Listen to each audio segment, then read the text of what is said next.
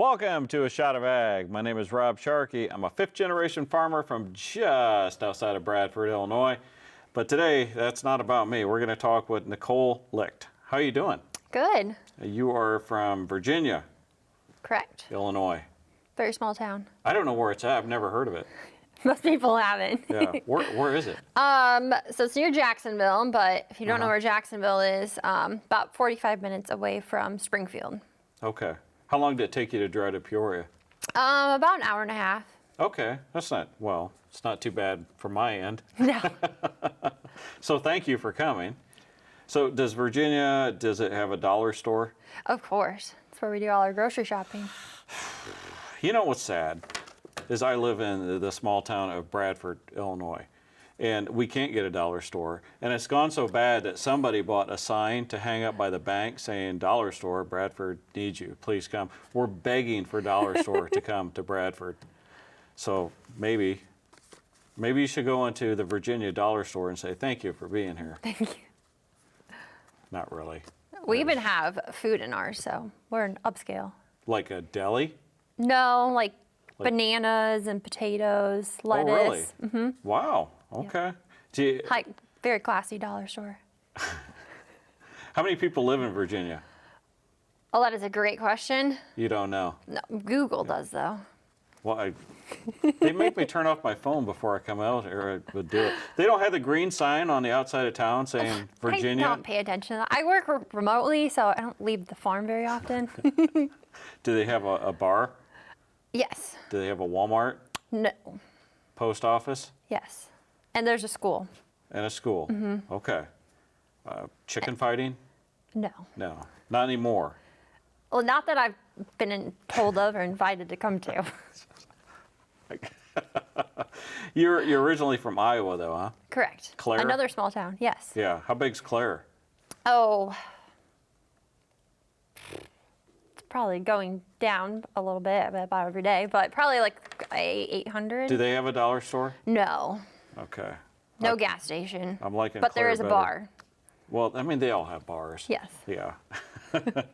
You grew up on a farm? Mm-hmm. What was that like? Yep. So we, Grandpa had a farm, row crops, and some cattle. And when he passed away, we moved on to the home farm. So kept a few of the cattle. My brother got really big into raising sheep. So we had some club lambs. Sheep? Sheep. Huh. Yep. So we raised and showed club lambs growing up. So we're. You did that? Oh yes. Always at a bunch of different county fairs in the summer. Some open shows and then state fair. I never understood you guys, because you like hold them and then you got to fix their legs. Yes. See, I showed steer, so we had the little stick. Yeah. But you guys, you've reached back there and actually what are you trying to get them to stand? Yep. It was a workout showing them. It looked like it was harder than showing steers. I would Because say again, so, yeah. we had the stick that never worked, but we had it. Were you any good? Yeah, we did pretty well. There was 2 years in a row we won commercial yearling ewe at the state fair. Oh, really? So that's a big deal. Yeah, it was pretty exciting. Did it go to the sale of champions? No, we kept them since they were females, so they went back and made more champions. So McDonald's didn't buy it for No, $12 million. not these ones. Everybody thinks there's so much money in showing livestock because that's all they see is the Grand Champion show. Yes. But you were very active in 4-H? Yes, yep. I actually showed every single animal at the county fair, even a fish. Yes. She showed a fish. Yeah. Did you break it to lead? No, but it came out with a trophy that was probably this big. How do you show a fish? So it was called the Pet Show. And it wasn't just for little kids, but it was basically all about your communication. So you had to give a presentation and make a display, and you talked about taking care of your pet. And I always came up with creative ways and talked like I was the pet giving the presentation. So like I talked as my fish. So you did well as a fish communicator. I did, yes. Okay. I think we've learned a little bit about Iowa 4-H. You did a whole gamut. You did the county fair queen. You won? I did. Did you pay off the judges? No. That's what we do in Illinois. It is way different than the Illinois County Fair Queen contest, though. Are they? Like what? What's the difference? Ours is much more about your involvement. It's less of a pageant. Oh. So like we don't have outfit changes and we don't have to do a talent and we're really? kind of in one most everybody wears their prom dress that you wore to Makes your prom. sense, right? And then you do interviews, there's questioning like on stage in front of all the audience and the judges. That had to be scary. You drew a question out of the bag and that's the question you got. Do you remember your question? I feel like one of my questions was someone like who I look up to, and then the other one, it's always related to 4-H, and it was something about like something you've done being involved. I don't remember though. No, that's easy though. Who you look up to? Mm-hmm. Samuel Jackson. That's always the answer. I don't think that was my answer. Oh, surprised you won. Also, the county pork queen. Correct. Yes, I Same. showed pig. Obviously, I showed all the Everything. animals. Yep. Just So. surprised you're not the county fish queen. What's the difference between the fair queen and the pork queen? I mean, is it So the pork queen, you get to hand out porky burgers to everybody. like pork burgers? Just okay. Those are Yep. good, by the Yeah. way. So everybody Yeah. likes the. Yeah, put the pork Lowry queen. season on. Oh, yeah. So And when then- you're in the parades, instead of tossing out candy, you toss pork burgers. God bless You Iowa. want to move to Iowa? God bless Iowa. Can I just say that right now? But I'm sure that the Fair Queen was probably the bigger Yes. pageant. Yep. Yeah. Yeah. Well, congratulate. You know, there are a lot of people that try for those, and they don't win. And you know, you can only have one every year. So to actually win one or the others, I mean, it says a lot about you. It says that there's something there. You know what I'm saying? I like to think so. Okay. That was the worst compliment Thank I you. think I've ever given. You went on to Ellsworth Community College. Correct. In Iowa Falls, Iowa. Got your associates. What in? Animal science and egg business. Okay. And then you went on to where? Northwest Missouri State. And studying the same? I picked just to do agribusiness instead of both, just so I could get done in the 4 years. So you got a bachelor's? Mm-hmm. Okay. And then what'd you do after college? So then I moved back home and worked for the FS locally. It was actually only had energy, so didn't have the agronomy side. So all we did was propane and gasoline and oil. You were Hank Hill. Yes. Yes. Yep. Okay. So I did marketing for them, but having grown up being involved in agriculture, obviously wanted more of the agronomy part of it rather than marketing propane. So transferred to a FS out in Illinois. So FS, for people that don't know, it's a farm service. It's a co-op, and I don't know, it's national, I guess. Correct. Yep. But there's And in separate, Canada. there's separate little, international. Okay. But everyone has, like you said, what was it, the Prairie Land, and so that'd be a separate one, and Ag View up in Princeton's a separate one, so that for the people that don't realize. But the one that just had the propane, was that just you were kind of taking any job you could right out of college? I actually was an intern, so I was part of the FS GrowMark internship. So got offered the job. Like my internship rolled into my full-time job. And I started up their marketing, so they didn't have anybody doing marketing, so started all their social media pages and like revamped their website for them. So, how do you market propane? You get creative with it. Yeah. So you imagine like yourself on a billboard. That would be nice. And then, like the thing on the side that said butane is a bastard gas. Why you're not in a propane marketing job? Maybe you would still be if you would. Maybe, yes. But you wanted to go back to more of like the farming, right? Correct, yep.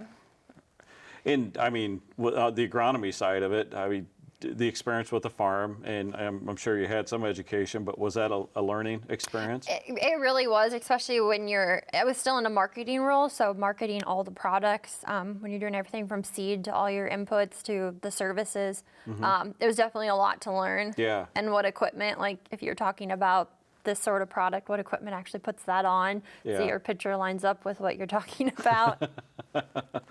But it was still you were still marketing. Correct. Yep. Okay. I mean, is that kind of what you wanted to do, or did you kind of fall into that? I definitely fell into it. I think back to when I was in 4-H, like I always did all the creative photography and stuff, so it kind of was in line with that, but definitely more on the communication and being able to talk to people was more kind of where I was always going, or had a train of thought long term. Now, your title, it's a mouthful. You ready? Yes. North America Commercial Seed Recruiter for Syngenta. So you go out to all the AA games, and when you see seed that are hitting well or pitching well, you recruit them for Syngenta. I don't even know what this is, a seed recruiter. Yeah, so Syngenta has two main sides to their company. We have our seed side, so for your row crops, it's going to be NK and Golden Harvest. We also do vegetable seeds, and then the crop protection side, obviously your, fungicides, insecticides, herbicides. So I recruit for the seed side, so those that are selling seed or helping to, test new genetics and new traits for us. North America is I recruit all over. My roles that I cover all over the United States. I am also cover Canada for seeds, and I also cover Puerto Rico. Oh, well, Canada's you can have that in the winter, but Puerto Rico, that's not too bad of a gig. I don't get to go there, but Why not?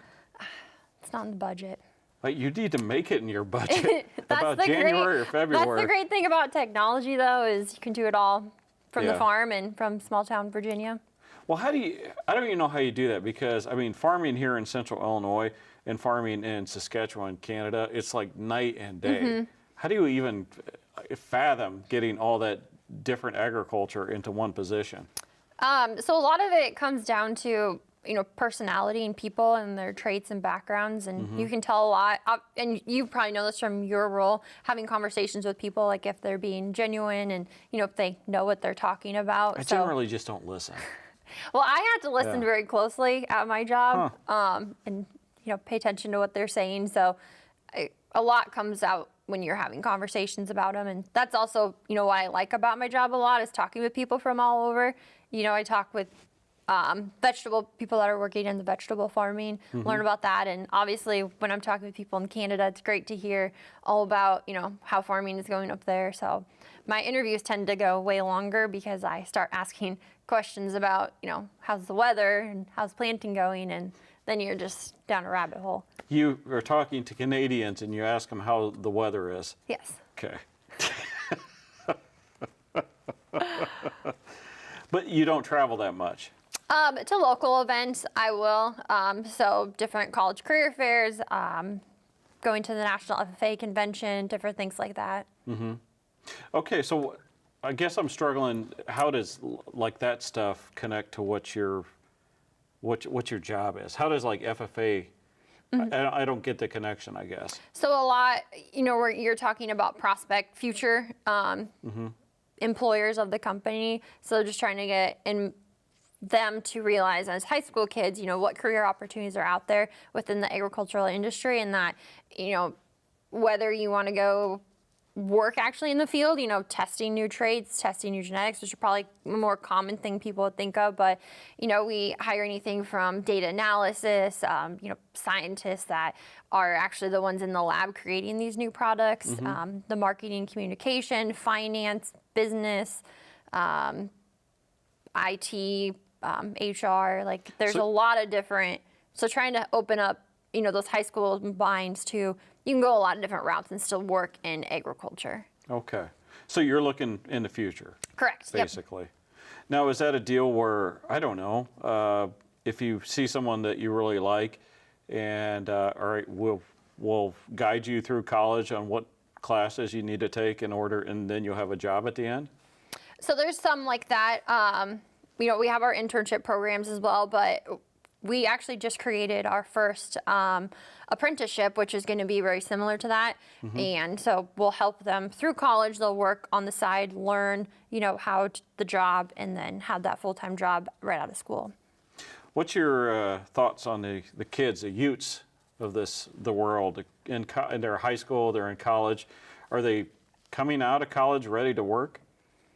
I think so. I mean, the ones I've talked with have been really impressed, and I feel like at this point, a lot of them are either know exactly what they want to do, or because of everything that is out there, they're kind of like, I'm open to, trying a lot of different things, especially when they're in high school, which is the time to try a lot. That's what I normally tell them, that's what your internships are for, is to try different things, learn what you like and learn what you don't like. So that way, hopefully when you graduate, but you're also not set, you don't have to have it all figured out at 18. Yeah. I don't trust them. The young people, I don't trust them.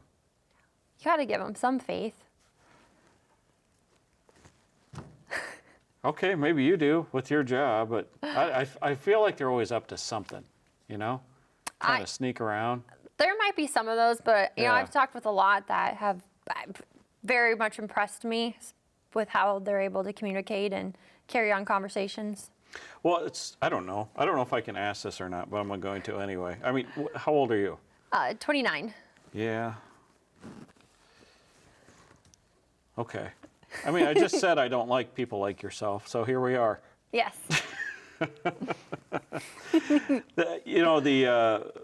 The millennials, and then what's the one, the Z or Gen the X? Z. Yeah, they catch a lot of flack, but you get talking to the ones that are really trying, and it's amazing what they know. It's amazing what you guys have navigated compared to what my generation did. We didn't have social media. I would have been in jail and totally screwed that up. But it's amazing how you guys learn and adapt. And boy, I tell you what, if there's anybody that's worried about the future, not just agriculture of this country, all you have to do is kind of sit down with some motivated young people, and you'll have that figured out. Mm-hmm. Yeah. Your problem is you got to find those motivated ones. Yes. The diamond in the rough. Yeah. So. Speaking of motivation, what do we got here? So that is my medal for the Chicago Marathon that I ran this past October. Just okay. That's what, 22? 26.2. Is it 26? Mm-hmm. I don't even want to drive that far. 26 miles. Yes. That's I don't know if the human body's made to do that. It is really not. It's very hard, but it takes a lot of training to get ready for it. I bet it does. Mm-hmm. And do you enjoy running? I do. Yep. Okay, on purpose. On purpose. Yep. No one's forcing me or chasing me. Was this your first one? It was. Yep. Is that going to be your only one? I said it was going to be, and now I'm just, not so sure. We got to go to Boston, right? Well, I was thinking more New York.